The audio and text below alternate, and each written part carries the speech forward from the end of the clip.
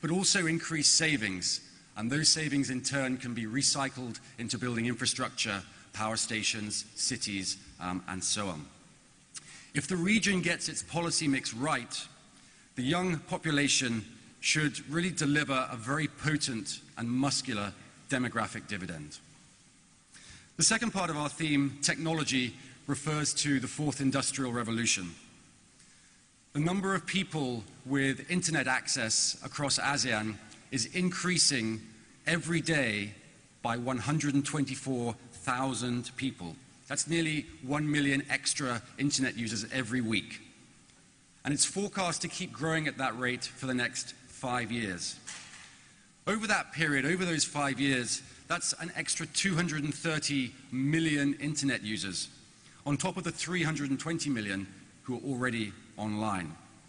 And as this digital technology takes hold, the fourth industrial revolution could bring huge benefits to the region, driving financial inclusion, boosting access to affordable healthcare, opening up new forms of education, and creating new companies and new service sector jobs. In many ways, these two engines of future growth, youth and technology, really should feed off each other. Young people are much more open to embracing technology, and technology in turn makes it much easier to engage young people and to include them in the economic story. But nothing is guaranteed. Without the right policies today, the fourth industrial revolution could see jobs disappear. Automation is becoming ever cheaper, and a young and growing population without jobs is a formula for stagnation and social unrest. So these are the issues that we want to focus on during our summit. As ASEAN celebrates its 50th anniversary, how do government leaders and business leaders ensure that the demographic dividend and the digital dividend pay up as fully as possible? How does the region build the brightest future for its young people? Today and tomorrow, the 2 days of our summit, we have a very rich program to explore all of these issues. I'm sure the discussions will be fascinating and the ideas creative. I wish you all a very fruitful and highly productive summit.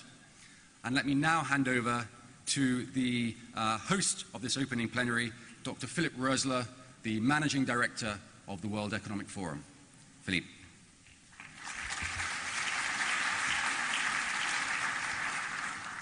Thank you, Justin, for giving us the framework for our this year's ASEAN Summit 2017.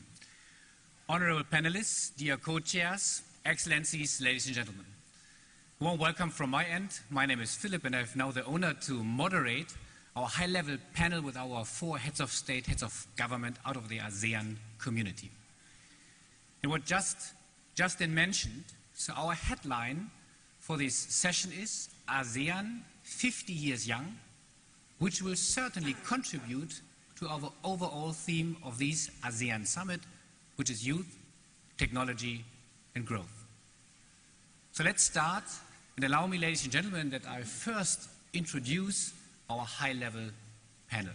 To my left side, certainly, our host, Prime Minister of Cambodia, His Excellency Samdech Techa Hun Sen.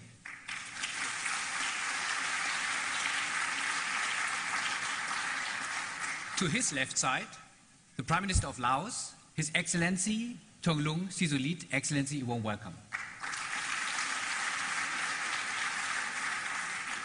And also, to his left side, President of the Philippines, President Rodrigo Roa Duterte. Excellency, a warm welcome.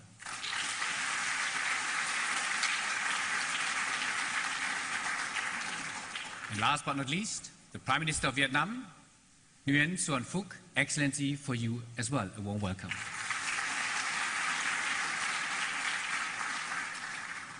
And Excellencies, allow me now to ask you to bring us your speech as a welcome and to open this summit officially on the lectern. Excellency, Prime Minister Hun Sen, the floor is yours.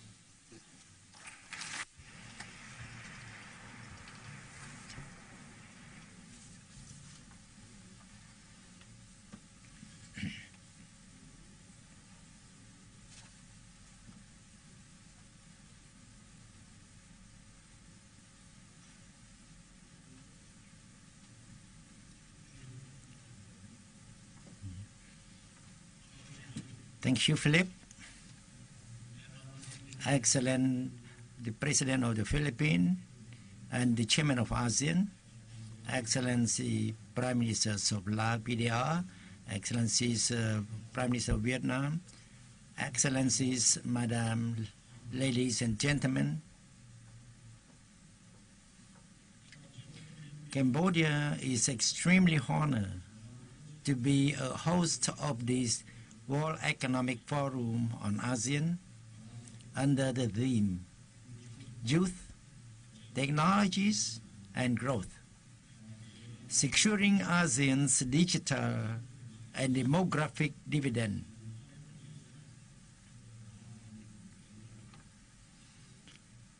On behalf of the Royal Government and people of Cambodia, I would like to extend our warmest welcome to Your Excellencies, Madam, ladies and gentlemen, Head of State and Government, Ministers and delegates, and all the distinguished guests who have come to this ancient land of ASEAN.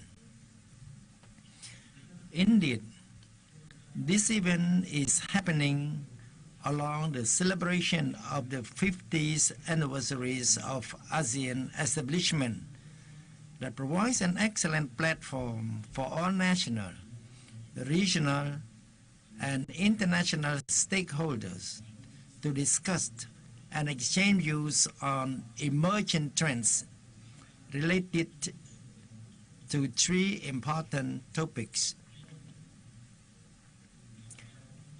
ASEAN and changing global context,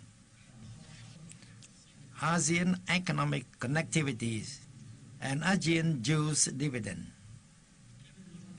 This topic are the deciding factors of ASEAN future's development. I'm delighted to note that this forum has brought together so many policymakers, CEO of international corporations, businessmen, and youth from all walks of life, both within and outside the region.